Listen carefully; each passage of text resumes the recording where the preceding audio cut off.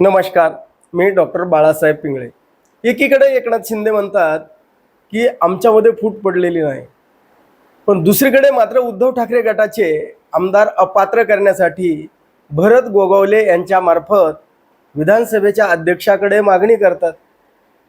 हे म्हणजे उद्धव ठाकरे गटाला त्यांनी प्रत्युत्तर दिलेलं असतं.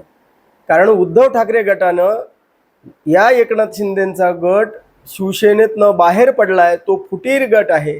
त्यांचे आमदार अपात्र करण्यासाठी सुनील प्रभू यांच्या मार्फत राहुल नार्वेकर म्हणजे तत्कालीन विधानसभेचे अध्यक्ष यांच्याकडे त्यांनी मागणी केलेली होती. म्हणजे दोन्ही गट एकमेकांकडच्या आमदारांना अपात्र करण्यासाठी विधानसभेच्या अध्यक्षाकडे मागणी करतात. आणि आता एकनाथ शिंदे म्हणतात की आमच्यात फुटच पडली नाही, आम्ही फुटलोच नाही. आणि दोन गट मग भरत गोगावले जे प्रतोद झाले ते का बरं झाले, कसे झाले?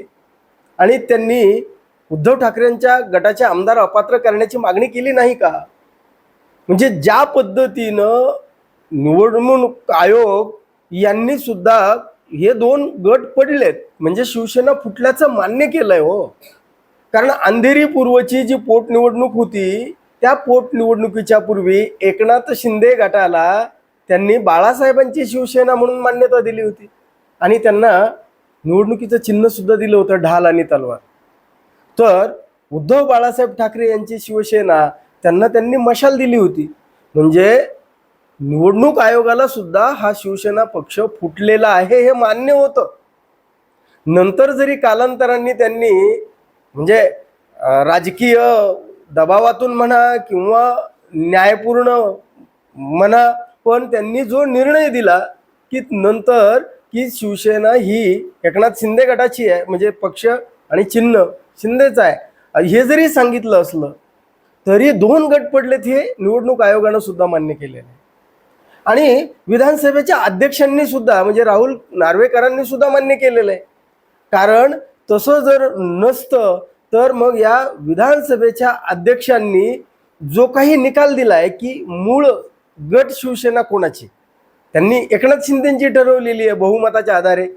विधानमंडळामध्ये म्हणजे विधानसभेमध्ये सदस्याच्या संख्येवर त्यांनी हा बहुमताचा निर्णय घेतलेला होता.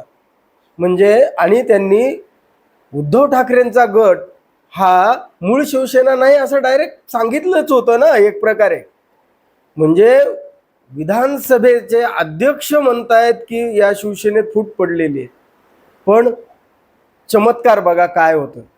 पक्ष तर फुटलाय, निवडणूक आयोगाला मान्य आहे आणि विधानसभेच्या अध्यक्षालाही मान्य आहे, पण विधानसभेचे अध्यक्ष काय करतात, निकाल देताना पक्ष जर फुटलाय तर 10व्या अनुसूचीनुसार पक्षांतर बंदी कायदा ते जागा होतो, तो लागू होतो.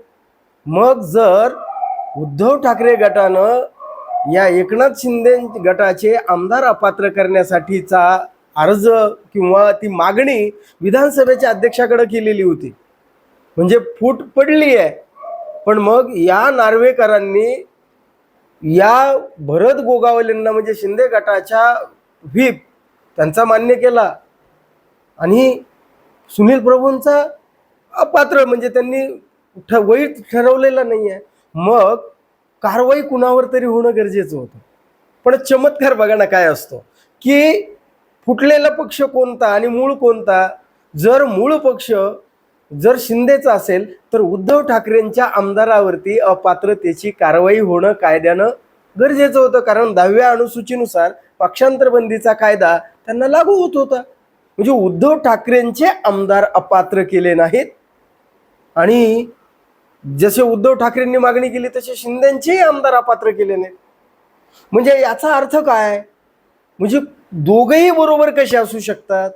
म्हणजे याचा अर्थ कुठेतरी आता राहुल नार्वेकर जरी म्हणत असले की माझा निर्णय हा शाश्वत आहे आणि तो सर्वोच्च न्यायालयामध्ये कायम राहील, पण यामध्येच कुठंतरी म्हणजे दोघांचंही बरोबर कसं असू शकतं. पक्ष तर फुटलेला आहे आणि मग निवडणूक आयोगानं सुद्धा जे काही गोष्टी म्हणजे निवडणूक आयोगानं जी घटना विचारात घेतली. सुरुवातीला निवडणूक आयोग म्हणाला होता की आमच्याकडे 2018ची घटनाच नाही आहे, आणि पुन्हा नंतर त्याच्याच एका आदेशात सांगतो की 2018च्या घटनेमधल्या या पॅरामध्ये त्याचा आम्ही अभ्यास केलाय, म्हणजे त्या घटनेचा अभ्यास केलाय म्हणून निवडणूक आयोग सांगतो. म्हणजे निवडणूक आयोग सुद्धा कुठंतरी शंकेच्या वर्तुळात येतो, चौकटीत येतो, त्याच्याबद्दल शंका घ्यायला वाव मिळतो. आणि मग निवडणूक आयोगानं म्हणा आणि विधानसभेच्या अध्यक्षानं म्हणा जर चूक केली असेल आणि आता एकनाथ शिंदेंना असं वाटतं की माझा म्हणजे गट जो फुटलेला नाही आहे, आम्ही म्हणजे मूळ शिवसेना आहोत, तर हे एकनाथ शिंदेंचा दावा असा हा की आम्हीच मूळ शिवसेना आहोत, तर तो आता सर्वोच्च न्यायालयामध्ये टिकेल का? आणि जर सर्वोच्च न्यायालयामध्ये जर हा दावा टिकला नाही तर मग मात्र पक्ष फुटलाय की न फुटला याचाच निर्णय, म्हणजे जर सर्वोच्च न्यायालयाला आता एकमेव निर्णय घ्यायचा आहे, पक्ष फुटला आहे की नाही.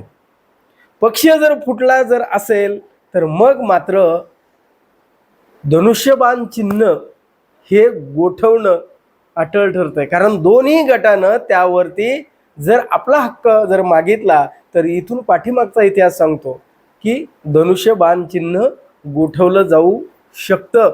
म्हणजे एकंदरीतरित्या हे एकनाथ शिंदेंचा जो हा दावा आहे की पक्ष फुटलाच नाही, चाललं ते विधानसभेमध्ये चाललं, कारण विधानसभेचा अध्यक्ष मुळामध्ये भाजप किंवा सत्ताधारी पक्षानं नियुक्त केलेला असतो.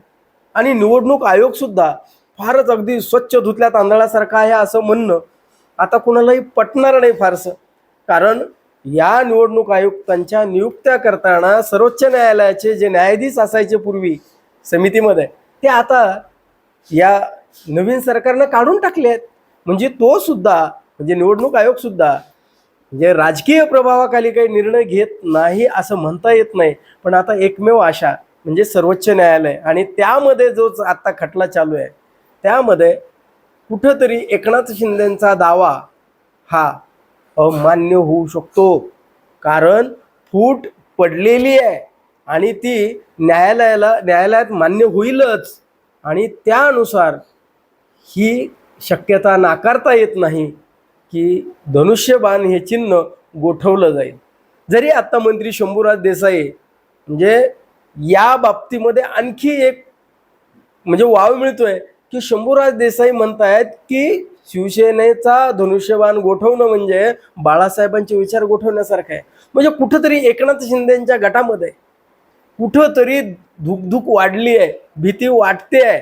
म्हणजे याचा अर्थ की धनुष्यबाण हे चिन्ह गोठवलं जाईल याची कुणकुण या एकनाथ शिंदेंच्या गटाला लागली असेल का, याविषयी आपलं काय मत आहे? एकनाथ शिंदेंचा हा दावा शिवसेना फुटलीच नाही हा सर्वोच्च न्यायालयात टिकेल का, आणि धनुष्यबाण चिन्ह दोघांच्याही वाट्याला न येता ते गोठवलं जाईल का, याविषयी आपलं काय मत आहे? कमेंट करून जरूर सांगा. आणि हा व्हिडिओ जर आवडला तर लाईक आणि शेअर करायला विसरू नका. धन्यवाद. जय महाराष्ट्र.